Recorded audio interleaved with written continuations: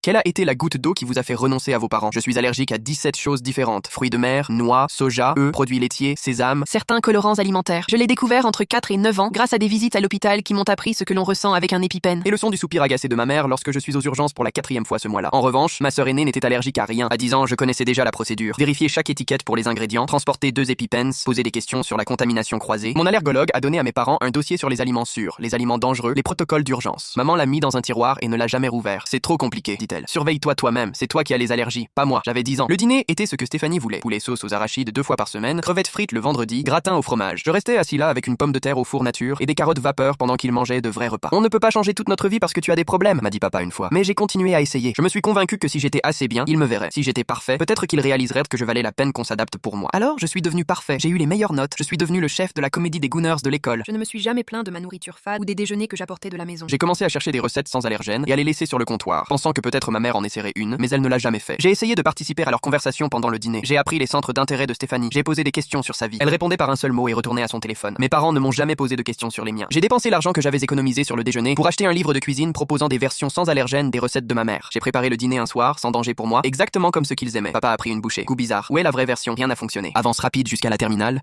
et il y avait une cérémonie à l'école pour les élèves ayant une assiduité parfaite et l'excellence académique. 4 ans sans jamais manquer un jour, j'avais maintenu la moyenne maximale malgré tout. J'ai prévenu mes parents 2 semaines à l'avance, je l'ai écrit sur le calendrier, j'ai envoyé des messages de rappel, tout cela dans l'espoir que peut-être cette fois, il viendrait. Le jour J est arrivé, et je me tenais en coulisses dans ma robe, celle que j'avais achetée avec mon propre argent. Je pouvais voir l'auditorium se remplir, les familles et des autres enfants occupant des rangées entières, des pères avec des appareils photos, des frères et sœurs tenant des fleurs. J'ai cherché les miens, priant pour qu'ils se montrent. Quand mon nom a été appelé, j'ai traversé la scène, j'ai reçu mon certificat et le chèque de la bourse. J'ai regardé dans le public une dernière fois, et les sièges qui étaient réservés aux membres de ma famille étaient des sièges vides, tous les 4. J'ai conduit seul jusqu'à la maison, en pleurant. Je suis resté assis dans la voiture pendant 10 minutes dans l'allée, regardant mon certificat et la lettre de bourse. J'essayais de comprendre. Ils avaient promis. Maman m'avait dit en face qu'elle ne manquerait ça pour rien au monde. Quand je suis entré, ils étaient dans le salon. Des boîtes de pizza partout, du genre chargé de fromage que je ne pouvais pas manger. Comment ça s'est passé? M'a demandé maman, les yeux toujours fixés sur la télé. Vous n'êtes pas venu. Elle a dit: oh chérie, Stéphanie avait besoin de nous. Tu sais comment c'est les déménagements. J'ai dit: je vous ai prévenu il y a 2 semaines. Vous aviez promis. Papa a enfin levé les yeux. Tu as eu ton certificat, n'est-ce pas? C'est quoi le problème? Stéphanie a pris une autre part. On peut finir le film maintenant? Je suis resté là dans mon costume, tenant la preuve que je valais quelque chose, et il n'avait pas pu prendre 2 heures. J'ai failli mourir 4 fois, me suis-je dit. Vous avez agi avec agacement à chaque fois. J'ai eu les meilleures notes pendant 4 ans. J'ai rejoint vos clubs, j'ai appris vos passe-temps, j'ai fait vos recettes avec des ingrédients qui ne me tueront pas, et vous ne pouvez pas vous pointer pendant 2 heures. Quelque chose en moi s'est tout simplement arrêté. Je suis monté, j'ai commencé à faire mes valises, j'ai appelé la mère de mon meilleur ami. Je peux rester chez vous jusqu'à l'université? Elle a dit. Je suis déjà en route. J'ai laissé un mot sur la table de la cuisine. Je reste chez un ami jusqu'à nouvel ordre. Ne commencez pas à vous inquiéter pour moi maintenant. Vous ne l'avez jamais fait de toute façon. La semaine dernière, papa a laissé un message vocal depuis un numéro aléatoire. Tu es ridicule. La fête de fiançailles de Stéphanie est en décembre et tu dois être là. Qu'est-ce que les gens vont penser? Je l'ai bloqué. J'ai appris que la famille, ce n'est pas l'ADN. C'est qui se présente, qui se souvient que tu existes, qui célèbre tes victoires, même quand elles sont petites.